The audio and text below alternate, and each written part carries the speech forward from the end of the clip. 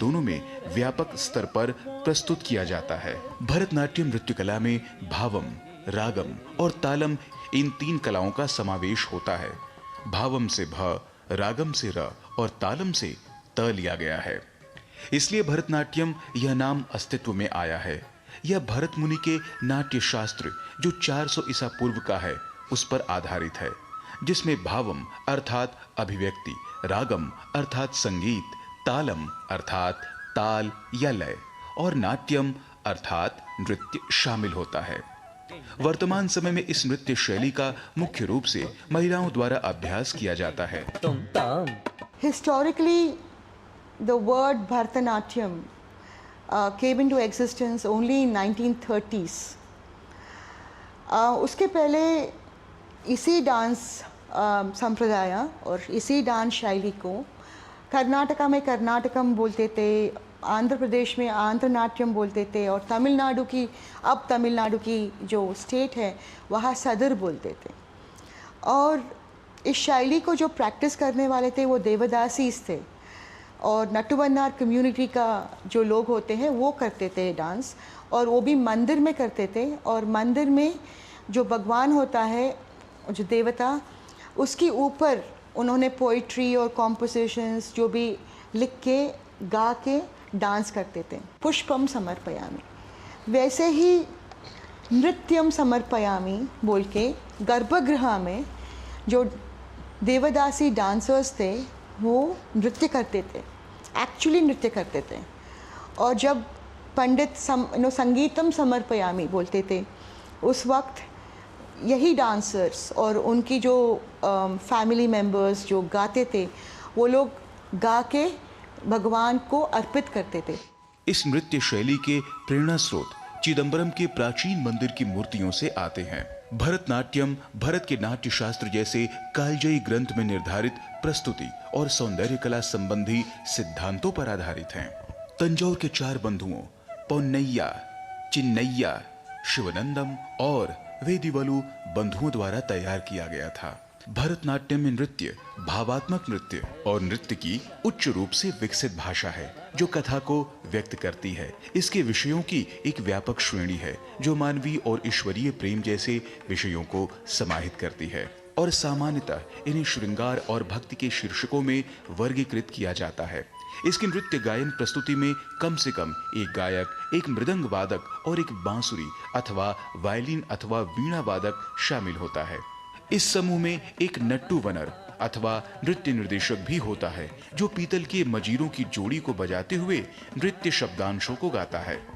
प्राचीन काल से लेकर वर्तमान तक हमारे समाज में भरतनाट्यम नृत्य कला को विशेष महत्व दिया है।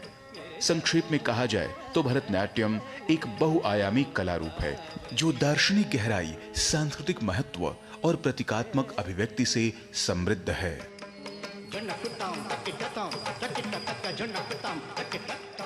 राजमंगल पांडे के साथ जनेंद्र सिंह की रिपोर्ट, डीडी न्यूज।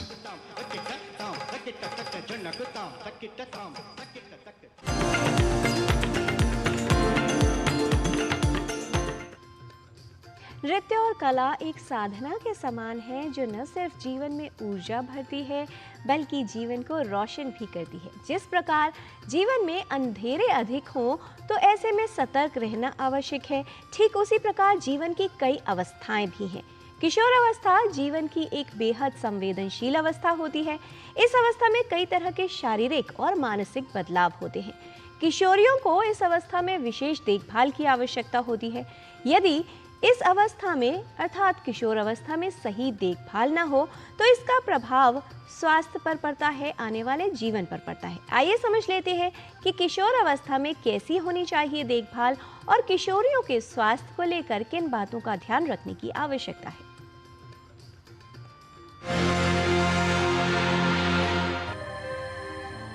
किशोरावस्था जीवन की एक महत्वपूर्ण अवस्था है जिसमें शारीरिक व मानसिक वृद्धि और विकास होता है। इस अवस्था के दौरान कई बदलाव होने लगते हैं। भावों और बातों को व्यक्त करने का अंदाज अलग हो जाता है। लड़कों की तुलना में लड़कियों में विकास तेजी से होता है, लेकिन उनके विकास की दर लड़कों से जल्दी ही समाप्त हो जाती है। यानी लड़कों से 2 साल पहले ही उनका बढ़ना बंद हो जाता है। किशोरावस्था में होने वाले बदलाव शारीरिक और मानसिक स्तर पर होते हैं। किशोरावस्था वो अवस्था है जबकि लड़के लड़कियों में बहुत सारे बदलाव आते हैं। लड़कियों में पीरियड्स आने लगते हैं, उससे पहले ब्रेस्ट चेंजेस आते हैं, शरीर में और तरह के चेंजेस आते हैं। तो ये एक्सपेक्टेड होता है कि 12-13 साल तक हो जाएंगे। शरीर में बदलाव पहले आता है, उसके बाद पीरियड्स आते हैं। इमोशनल चेंजेस भी होते हैं, उनकी सोच अलग तरह की होती है। लड़कों में जैसे कि बाल आना, उनका आवाज़ बदल जाना, संतुलित आहार नहीं खा रहे हैं, फास्ट फूड खा रहे हैं, refined cold drinks, pasta, pizza, ये सब कल्प्रिट्स हैं वेट गेन के लिए। और दूसरा, वर्जिश नहीं करते हैं, बाहर नहीं निकलते हैं, टीवी देखते हैं। किशोरियों में यौन परिपक्वता आने लगती है और उनके प्रजनन तंत्र का विकास होता है। उनमें माहवारी की शुरुआत हो जाती है, जिसकी वजह से शरीर गर्भधारण के लिए तैयार हो जाता है।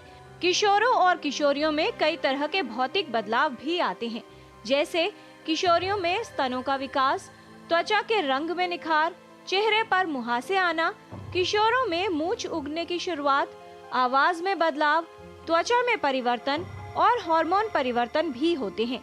किशोर और किशोरियों में मिजाज का बदलना भी देखा जाता है। क्रोध की अधिकता हो सकती है। कई किशोरों में शराब का सेवन भी शुरू हो जाता है। धूम्रपान की आदत पड़ने लगती है। अवसाद, चिंता और भावनात्मक बदलाव भी किशोरावस्था में देखे जाते हैं। इस अवस्था में बहुत से किशोर गलत संगत में पड़ जाते हैं और नशे के आदी हो जाते हैं, जो शरीर के लिए घातक है। जीवन में अवसाद, चिंता और अन्य भावनात्मक कठिनाइयों का सामना भी करना पड़ सकता है। जीवन के इस दौर में कई बार किशोरों में मनोभाव बदलते हैं और तनाव रहता है, जो परिवार के दृष्टिकोण व मूल्यों के साथ टकराव का कारण बन सकता है। किशोरावस्था जीवन की सबसे संवेदनशील अवस्था होती है।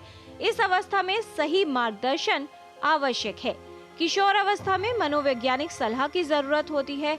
अच्छी आदतें डालने की सलाह दी जाती है ताकि आने वाले जीवन में किशोर और किशोरियों का जीवन और शरीर स्वस्थ रहे।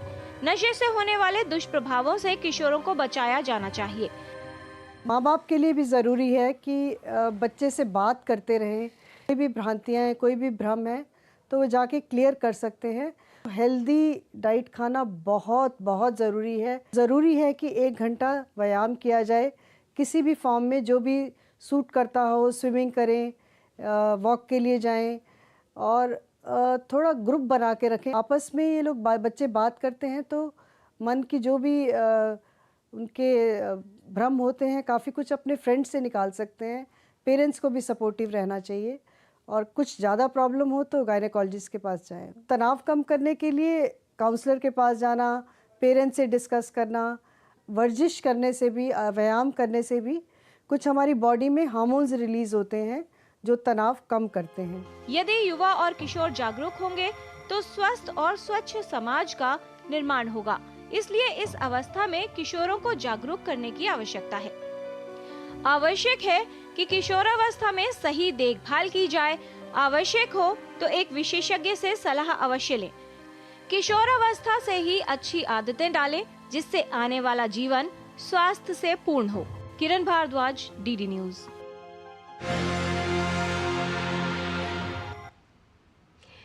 किशोरावस्था में सही देखभाल, सही मार्गदर्शन किशोरों के आने वाले जीवन को स्वस्थ और बेहतर बना सकता है।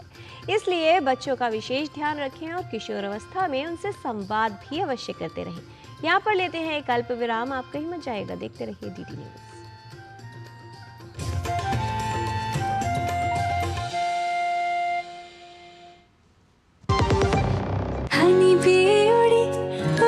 चली फूलों के पास आसमां के साथ, चुन चुन के बनाया क्या रस है मिलाया, प्योर और नेचुरल शहद है खास, इसमें है मिठास, इसमें है कुछ खास, आपके लिए प्यार MDH का उपहार। असली शहद का विश्वास, MDH honey. MDH Muthoot finance, India का number 1 most trusted financial services brand. Gold loan लेने के लिए कॉल करें 1-800-313-1212। Come on boys, let's go practice. अरे रुक यार, मेरे बैंक अकाउंट में गलत एंट्री का प्रॉब्लम हो गया। अरे तो बैंक को कंप्लेन करना। बैंक को लिखे 1 महीना हो गया है, बट वो गूगली पे गूगली डाले जा रहे हैं। तो आरबीआई के लोकपाल को इन्फॉर्म करो। रुक, मैं समझाता हूँ। जैसे क्रिकेट में थर्ड अंपायर, वैसे ही आरबीआई का ओम्बुड्समैन। आरबीआई कहता है अगर बैंक आपकी कंप्लेंट को 1 महीने में नहीं सुलझाता तो आप आरबीआई के कंप्लेंट मैनेजमेंट सिस्टम पर ऑनलाइन कंप्लेंट कर सकते हैं। ये आरबीआई का आसान तरीका है आपकी कंप्लेंट सुलझाने का, और वो भी फ्री। आरबीआई कहता है जानकार बनिए, सतर्क रहिए। MDH की देगी मिर्च, देगी मिर्च का तड़का, अंग अंग फड़का। MDH की देगी मिर्च।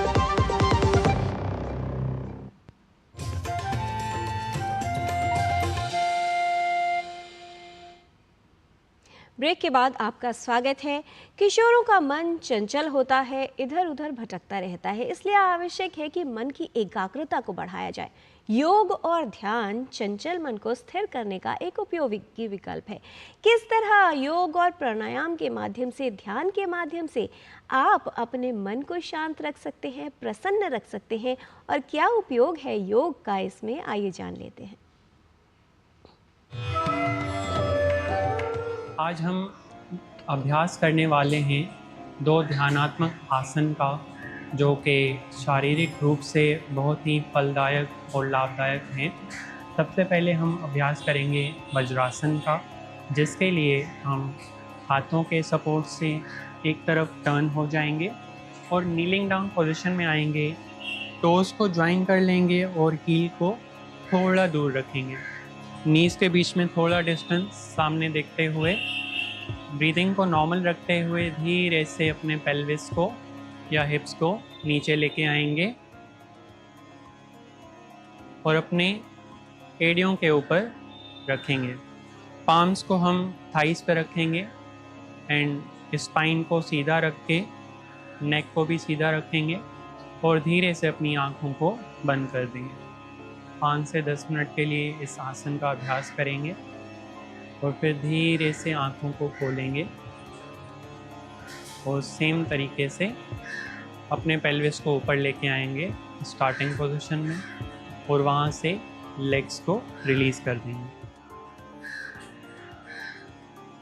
सो अभी हम दूसरे ध्यानात्मक आसन का अभ्यास करेंगे, जिसका नाम है पद्म आसन, पद्मासन।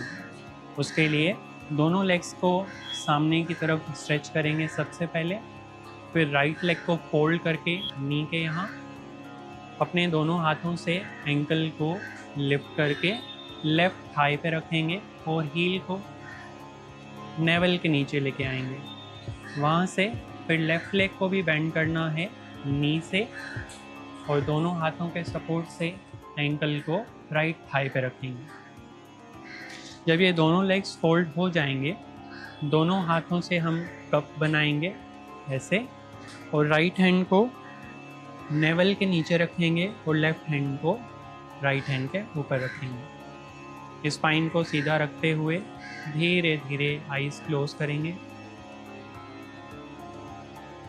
ध्यान को नासिका पे लेके आएंगे।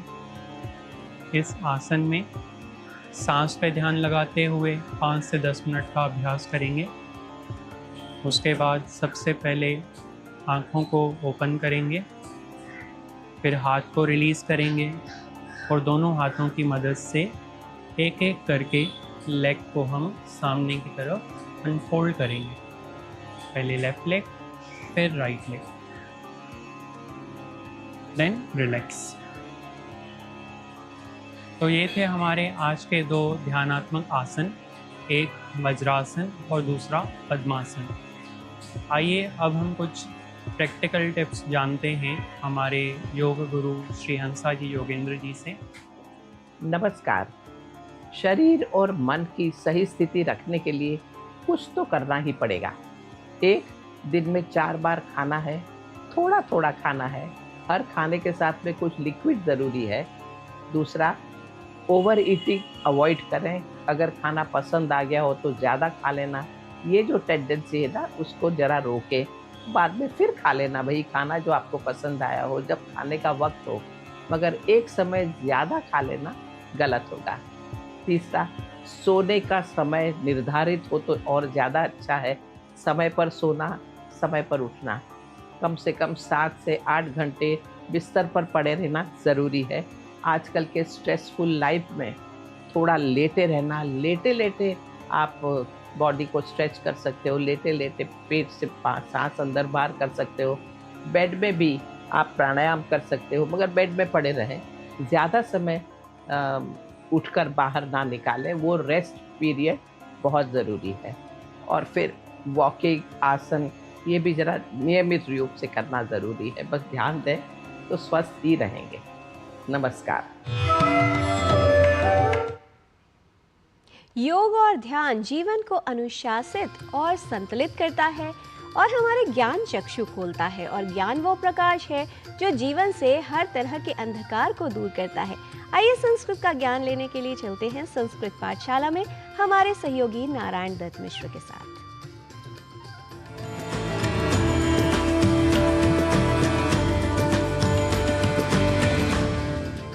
स्वागतमस्ति सर्वेषां संस्कृत पाठशालायां।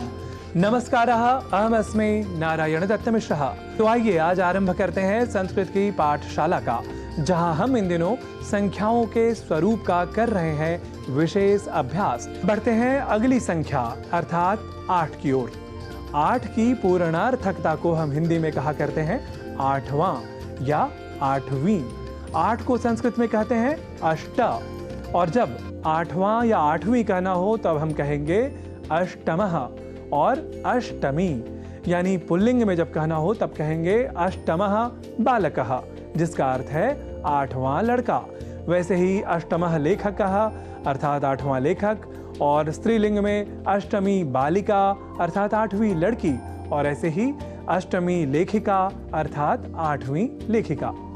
ऐसे ही नपुंसक लिंग में कहेंगे अष्टमम भवनम अर्थात 8वां भवन या बिल्डिंग। ऐसे ही अष्टमम उद्यानम अर्थात 8वां बगीचा। अब बढ़ते हैं आगे संख्या 9 की ओर। इस संख्या के पूर्णार्थक शब्द हैं 9वां और 9वीं, जिसे संस्कृत में कहेंगे नवमः और नवमी।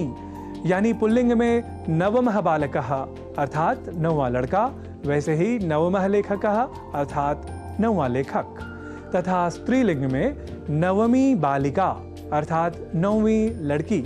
और ऐसे ही एक और उदाहरण नवमी लेखिका अर्थात 9वीं लेखिका।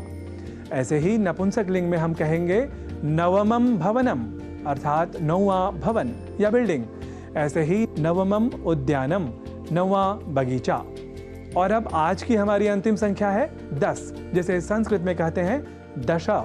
तो देखा आपने कितनी समानता है इन दोनों शब्दों में, हिंदी में 10 और संस्कृत में दश। तो चलिए अब जान लेते हैं संख्या 10 की पूर्णार्थकता को बताने वाले शब्दों के बारे में। 10 इस संख्या के पूर्णार्थक शब्द हैं 10वां और 10वीं, जिसे संस्कृत में कहेंगे दशमः और दशमी।